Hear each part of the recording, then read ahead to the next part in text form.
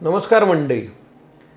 युद्धाच्या ह्या सध्या सिच्युएशनमध्ये मार्केट कुठपर्यंत पडणार, मार्केटचा बॉटम कुठे पोहोणार, हे सगळे प्रश्न अनेकांना पडलेले आहेत. बघा, एक गोष्ट पहिलं हा विषय घेण्याआधी मी सांगतो, बॉटम कोणालाच माहीत नाही, मला तर अजिबातच माहीत नाही आहे. मग हा व्हिडिओ कशासाठी बनवतो आहे? बघा, एक गोष्ट लक्षात घेऊया. मार्केटमध्ये शेवटी अभ्यासाची काही माध्यमं आहेत, काही पद्धती आहेत. जसं आपण टेक्निकल ॲनालिसिस म्हणतो, फंडामेंटल ॲनालिसिस म्हणतो, सेंटिमेंट ॲनालिसिस म्हणतो. ह्या सगळ्याच्या माध्यमातून कुठेतरी आपल्या निष्कर्ष तर नक्कीच काढता येऊ शकतो की भूतकाळामध्ये असं कधी झालेलं आहे आणि त्याच्यानंतर मार्केट कसं बिहेव केलेलं आहे. त्याच्या आधारे तरी आपण हे नक्कीच फाइंड आउट करू शकतो की कारण जर तशी परिस्थिती ह्यावेळी घडत असेल तर नक्कीच तिथून सुद्धा मार्केटचं जे पुढची मूव आहे ही सकारात्मक असू शकते. आणि यासाठी या व्हिडिओच्या आजच्या माध्यमातून आपण फंडामेंटल ॲनालिसिस आणि व्हॅल्युएशनचे काही पॅरामीटर्स वापरणार आहोत. मार्केटचा जो सध्याच्या फॉलमधला कुठेतरी तळ म्हणा किंवा कुठेतरी म्हणा एक चांगली अशी लेवल जी व्हॅल्युएशन वाईज अट्रॅक्टिव्ह आहे की ज्या लेवलला साधारण जर आपल्याला गुंतवणूक नवीन जर करता आली तर ती नवीनवाली गुंतवणूक आपल्याला ह्यापूर्वीच्या गुंतवणुकीपेक्षा नक्कीच चांगला फायदा करून देईल. थोडक्यात एक गोष्ट सांगायची झाली तर जे एक टिपिकल प्रिन्सिपल आहे ना स्टॉक मार्केटचं की स्वस्त घ्यायचं आणि महाग विकायचं, तर मग स्वस्त म्हणजे काय किंवा व्हॅल्युएशन वाईज स्वस्ताला खरेदी करणं म्हणजे नेमकं काय. आणि यासाठी आपण एक आज ना ह्या फंडामेंटल ॲनालिसिसचा वापर करूया. एक Excel sheet, old style Excel sheet पद्धतीने आम्ही जातो आहोत, कारण ऑफकोर्स जमाना यायचा आहे पण कुठेतरी तो जो एक हात बसला आहे ना एक्सेलचा, त्यामुळे हे काम करणं जरा अजूनही सोपं जातं आहे. आणि यासाठी आम्ही काय केलं आहे तर निफ्टीचा डेटा घेतलेला आहे. सो साधारण निफ्टीचा डेटा 1995 सालापासूनचा अवेलेबल आहे. पण जो व्हॅल्युएशनचा जो डेटा आहे, व्हॅल्युएशन म्हणजे काय पहिलं ते मी सांगू इच्छितो. Price earning ratio, P ratio, म्हणजे मार्केट किती स्वस्त आहे महाग आहे हे मोजण्याचा तो एक पॅरामीटर आहे.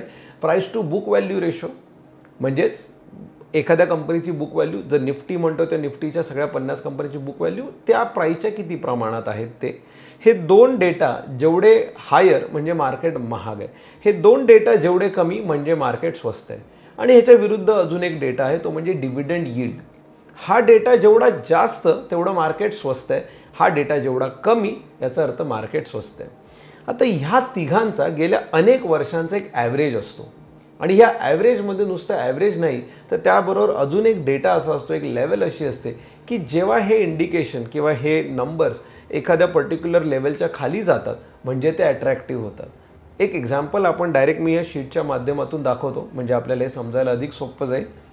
हा व्हिडिओ आपण बनवतो 31 मार्चला, म्हणजे हा माझ्याकडे जो लास्ट डेट आहे तो आहे 30 मार्च 2026चा. आणि ह्या डेटामधल्या एक दोन गोष्टी मी इथे पहिलं दाखवतो काय काय पकडले आहेत. सो ऑब्व्हियसली 1995 पासूनचा निफ्टीचा डेटा, पी बीचा डेटा हा आपण पकडलेला आहे, तो अवेलेबल आहे 1999 पासूनचा तोच.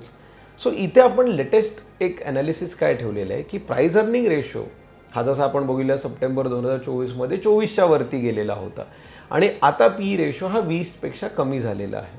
Similarly price to book value हा डेटा पण अगदी 2008मध्ये 6पर्यंत वगैरे गेलेला होता, अगदी 2024मध्ये तो 4.5पर्यंत गेलेला होता आणि आता तो 3च्या जवळपास आलेला आहे. डिव्हिडंड यील्ड हा जो डेटा आहे ह्याला आपण उलटा पकडतो आहे. हा जर 1.4 किंवा त्याच्यावर जात असेल तर तो स्वस्त.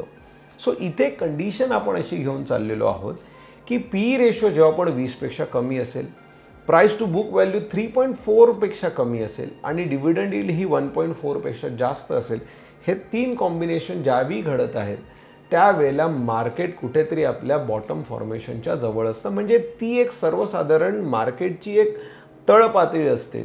आणि हे मी का म्हणतोय कारण हे ह्यापूर्वी कधी कधी झालेलं हे आपण समजून घेऊया.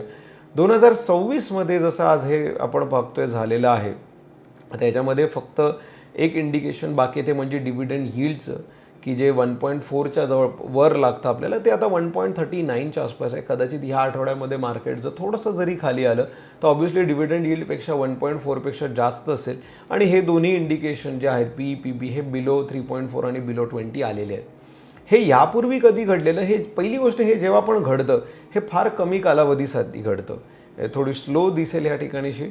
2024च्या रादर मी म्हणेन 2025च्या मार्च महिन्यामध्ये हे यापूर्वी असं घडलेलं आणि फार कमी दिवसांसाठी असं होतं.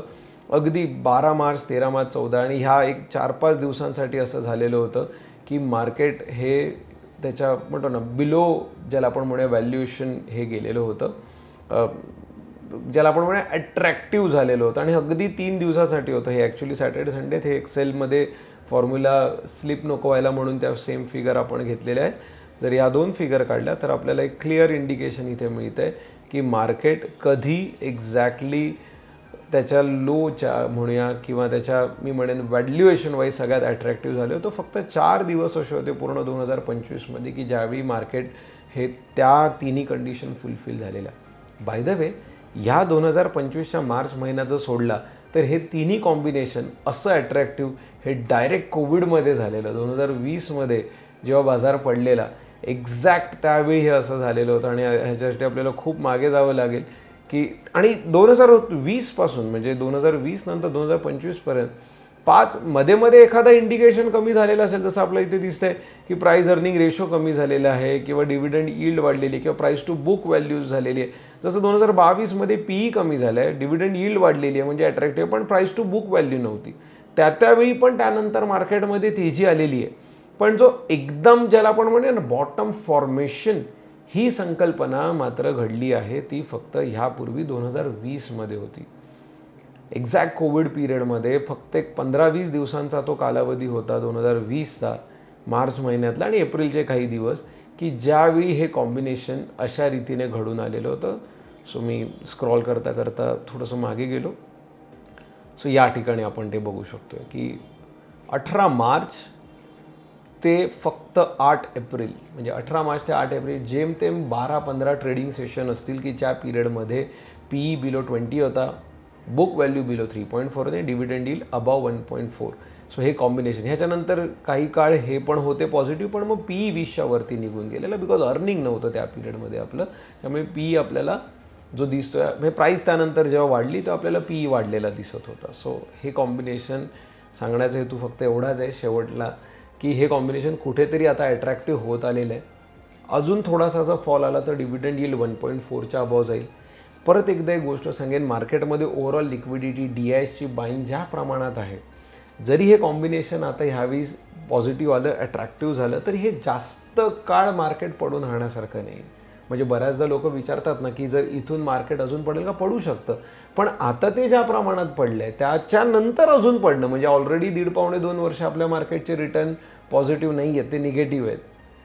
गेली 4 महिने मार्केट निगेटिव्ह रिटर्न देऊन आहे आणि आता व्हॅल्युएशन वाईज पण जर ते अट्रॅक्टिव्ह झाले तर इथून मार्केट भारतीय मार्केट तर अजून पडण्यासाठी मग तो 6 सिग्मा इव्हेंट झाला पाहिजे, जसं की न्यूक्लिअर वॉर वगैरे अशा स्वरूपाच्या जर काही गोष्टी झाल्या तरच हे असं होऊ शकतं.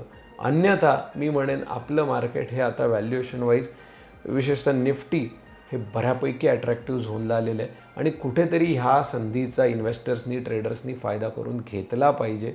ऑफकोर्स इन्व्हेस्टमेंट ट्रेडिंगचे निर्णय हे फायनान्शियल ॲडवायझर बरोबर बोलूनच घ्यायचे जेणेकरून सध्याच्या ह्या मंदीचा किंवा ह्या पडझडीचा आपल्याला नक्कीच फायदा करून घेता येईल.